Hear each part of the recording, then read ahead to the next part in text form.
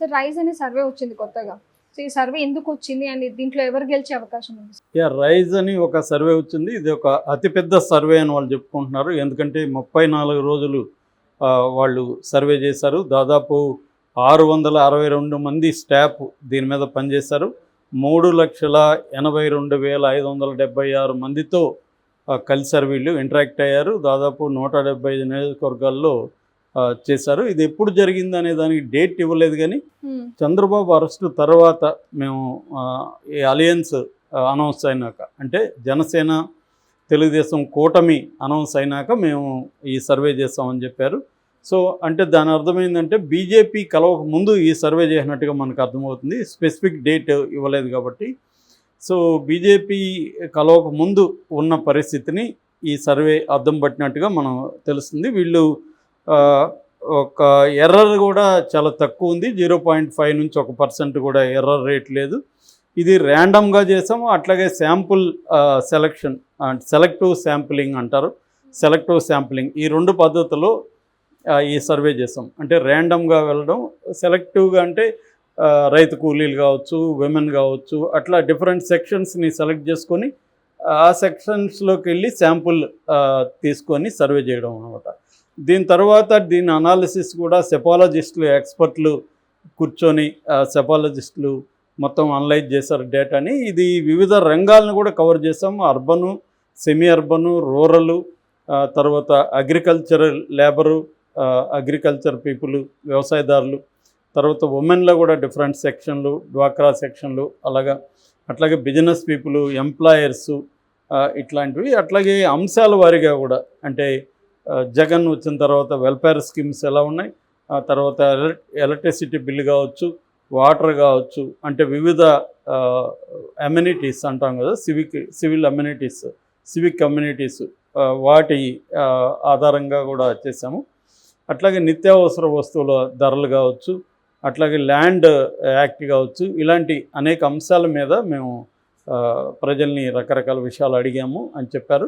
So ఈ survey చెప్పే ప్రకారం ఏంటంటే కూటమికి 97 కంఫర్టబుల్గా వస్తాయి, వైసీపీకి 34 కంఫర్టబుల్గా వస్తాయి. బట్ 43 వాటిలో కీన్ కాంటెస్ట్ ఉంటుంది, అంటే హోరాహోరీ పోరాటం 43 వాటిలో ఉంటుంది అనేది చెప్పారు. ఓవరాల్గా తీసుకున్నప్పుడు 108 నుంచి 120 వరకు కూటమికి వస్తుంది.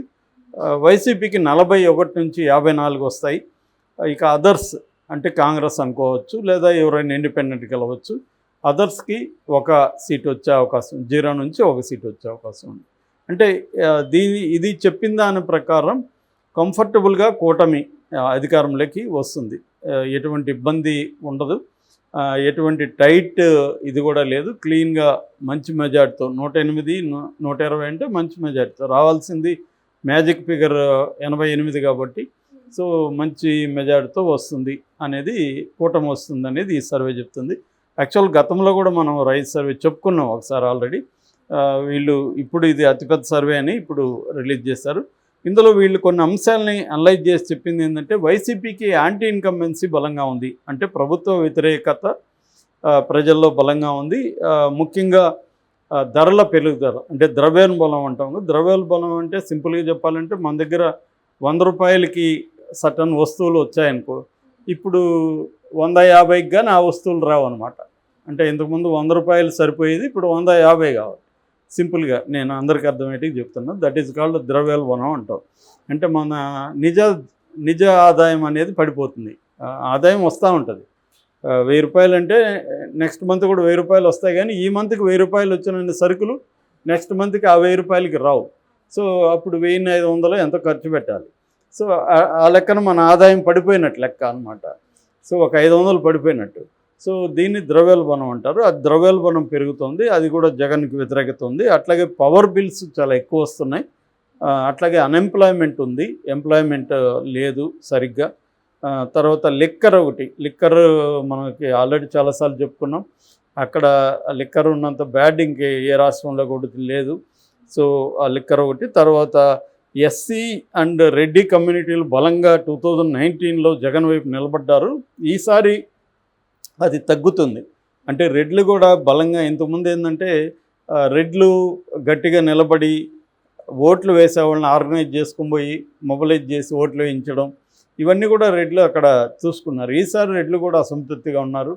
దానికి ప్రధాన కారణం ఏంటంటే వాళ్ళు చాలామంది కాంట్రాక్టులుగా ఉంటే ఆ బిల్లులు కానీ అవన్నీ జగన్ ఇవ్వట్లేదని వాళ్ళు చాలా ఇబ్బందులు పడుతున్నారని, పేరుకి మన రెడ్డి ఉన్నాడు కానీ సీఎం మనకేం మొరగలేదు అనేదే వాళ్ళు కూడా అసంతృప్తి ఉంది ఆ రకంగా. అట్లాగే ఎస్సీల్లో కూడా కొంత అసంతృప్తి వచ్చింది, పెరిగింది. ఈ చేత్తో ఇచ్చి ఈ చేత్తో తీసుకుంటున్నాడు అని, అంటే వాళ్ళు ఇచ్చేదానికంటే కూడా ఖర్చులు ఎక్కువ ఉన్నాయి. సో అది చెప్తున్నారు. అట్లాగే ఎస్టీలు మాత్రం ఇప్పటికి కూడా ప్రధానంగా జగన్తోనే ఉన్నారని చెప్పినారు. అట్లాగే అర్బన్ అండ్ సెమీ అర్బన్లో జగన్కి బాగా వ్యతిరేకత ఉంది. ఎందుకంటే వాళ్ళకి ఎక్కువ పథకాలు రావు, ప్లస్ వాళ్ళకి బర్డన్ పెరుగుతుంది. డీజిల్ పెట్రోల్ పెరిగింది. డీజిల్ పెట్రోల్ జగన్ పెంచకపోయినా కూడా ఉన్న ప్రభుత్వం మీద అసంతృప్తి యాడ్ అవుతుంది. అట్లాగే అగ్రికల్చర్ లేబర్ కావచ్చు, జనరల్గా ఉమెన్ కావచ్చు జగన్కి ప్రోగా ఉండారు. ముఖ్యంగా ఎందుకంటే అగ్రికల్చర్ లేబర్కి రకరకాల పథకాలు వస్తున్నాయి. అట్లాగే ఉమెన్కి కూడా ఉమెన్ అంటే పిల్లలకి తల్లి ఒడి కావచ్చు, ఇలాంటి రకరకాల డ్వాక్రా కావచ్చు, ఇంటి పట్టాలు ఉమెన్ పేరుతో ఇవ్వడం కావచ్చు. అందువల్ల చాలా వరకు ఉమెన్ జగన్కి అనుకూలంగా ఉన్నారనేది చెప్పింది. ఇక టీడీపీకి వచ్చినప్పుడు టీడీపీకి బీసీలు ఇప్పటికి కూడా టీడీపీ ట్రెడిషనల్గా బీసీలు టీడీపీకి స్ట్రాంగ్ కమ్యూనిటీ. అలా టీడీపీకి వెనక బీసీలు ఉంటారు. అది రామారావు పీరియడ్ నుంచి కూడా వస్తున్న సంప్రదాయం. అయితే ఈసారి నిజానికి జగన్ ఒక సోషల్ ఇంజనీరింగ్ చేశాడు. సో దానివల్ల బీసీలు కొంత జగన్ వైపు వెళ్ళే పరిస్థితి అన్నారు మామూలుగా అయితే. కానీ ఈ సర్వే అది పట్టించుకోలేదు. తర్వాత కూటమిని అంగీకరించారు అనేది. అట్లాగే వీళ్ళు చెప్పేది ఏంటంటే యూత్ అండ్ బిజినెస్ పీపుల్ కూడా కమ్యూనిటీస్ కూడా చంద్రబాబు అండ్ కూటమి వైపు ఉన్నాయనేది వీళ్ళు చెప్పేది. సో మనం ఈ సర్వేని ఏ స్థాయిలో నమ్మొచ్చు అనేది కానీ చూస్తే, ఒకటి వీళ్ళు బీజేపీ కలిసిన తర్వాత పరిస్థితులు ఏంటి, జగన్ సోషల్ ఇంజనీరింగ్ చేసిన తర్వాత పరిస్థితులు ఏంటి, అట్లాగే సిద్ధం మేమంతా సిద్ధం సభల తర్వాత పరిస్థితి ఏంటి, ఈ అంశాలను వీళ్ళు పరిగణలోకి తీసుకున్నట్టుగా కనిపించట్లేదు. అట్లాగే బీజేపీ ఈ మధ్య యాంటీ ముస్లిం స్టాండ్ తీసుకునేది, దానివల్ల వచ్చిన మార్పులు ఏంటి అవి కూడా వీళ్ళు పరిగణలోకి తీసుకున్నట్టు లేదు. అంటే ఈ సర్వే కొద్దిగా ఓల్డ్గా ఉందని మనకు అర్థమవుతుంది. మరి ఇప్పుడు కొంత మారిన ఈ పరిస్థితులు బీజేపీ కలవడం వల్ల ఈ కూటమికి కరెక్ట్గా మంచి జరిగిందా చెడ జరిగిందని తేల్చి చెప్పలేకపోతున్నారు. కొన్ని విషయాల్లో మంచి జరిగినట్టు అనిపించినా ఓవరాల్గా చూసినప్పుడు మైనారిటీసు ముఖ్యంగా ముస్లిమ్స్ దూరమయ్యే అవకాశం ఉంది. అట్లాగే సిద్ధం సభలు సక్సెస్ అయ్యాయి, మేమంతా సిద్ధం కూడా సభలు సక్సెస్ అయ్యి జగన్ ఈ సభలతో పెద్ద ఎత్తున జనాన్ని పోగు చేయగలిగారు. సో ఇటువంటి అంశాలు జగన్కి కూడా కొంత ఫెచ్చింగ్ అయినాయి. అట్లాగే ఈ సోషల్ ఇంజనీరింగ్ వల్ల ముఖ్యంగా బీసీలకి నెంబర్ ఆఫ్ సీట్స్ జగన్ ఎవరు ఇవ్వనని ఇచ్చాడు. ముఖ్యంగా అందులో బీసీలలో కూడా యాదవ కమ్యూనిటీ అతి పెద్దదనమాట. ఈ జగన్ కూడా అది గుర్తించి యాదవ కమ్యూనిటీకి ఎక్కువ ఇచ్చాడు. అట్లాగే వాలంటరీ ఇష్యూ ఒకటి ఈ మధ్య జరిగింది, పెన్షనర్స్ ఇది వాలంటీర్లు కూడా దాదాపు 70,000 మంది రాజీనామా చేసి జగన్ వైపు పనిచేస్తున్నారు. సో ఈ అంశాలని కూడా పరిగణలోకి తీసుకొని ఉంటే ఈ సర్వే మరింత సమగ్రంగా ఉండేది. ఏదేమైనా ఈ సర్వే ఖచ్చితంగా కూటమి అధికారంలోకి వస్తుందనేది కూటమికి ఆ రకంగా గుడ్ న్యూస్ అనేది చెప్పాలి. మరి ఈ సర్వే ఎంతవరకు వాస్తవం అనేది మనకి ఇంకా జూన్ 4న కానీ తెలియదు. ఏదేమైనా ఇప్పుడు రోజుకు ఒక సర్వే వస్తున్నది. మార్నింగే మనం ఏఎల్ఎన్ సర్వే అని ఒకటి చెప్పుకున్నాం, ఆ సర్వే ఏమో వైసీపీ వస్తుందని చెప్పింది. ఇప్పుడు జనరల్గా నాకు తెలిసి ఒక 30 సర్వేలు వచ్చి ఉంటాయి. అందులో ఆల్మోస్ట్ సగం అటు సగం ఇటు ఉన్నాయి.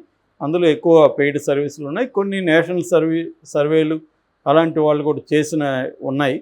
మరి అవన్నీ ఎంత క్రెడిబుల్ అనేది చెప్పలేము. ఏ రాష్ట్రంలో లేనట్టుగా ఆంధ్రప్రదేశ్లో పక్కా విడిపోయినాయి, ఒక గీత గీసినట్టుగా ఇటు ఇటు విడిపోయినారు. సర్వేలు కూడా అట్లా విడిపోయినాయి. దీనికి ఒక ఆబ్జెక్టివ్ కండిషన్ కూడా ఏంటంటే ఒక టైట్ కండిషన్ అయితే ఉంది ఇటు కూటమికి ఇటు వైసీపీకి మధ్య. అంటే ఎవరు కూడా ధైర్యంగా మా వైపు స్వీప్ ఉందని చెప్పే పరిస్థితి అయితే లేదు. సో అందువల్ల ఆ ఎడ్జ్ ఎవరికి ఉందనేదే మాట్లాడాల్సిన పరిస్థితి ఉంది. ఎవరు కలిసినా కూడా టైట్గా ఉంది సార్, వైసీపీకి ఎడ్జ్ ఉందని వైసీపీ వాళ్ళు అంటారు, తెలుగుదేశానికి ఎడ్జ్ ఉందని వీళ్ళు అంటారు.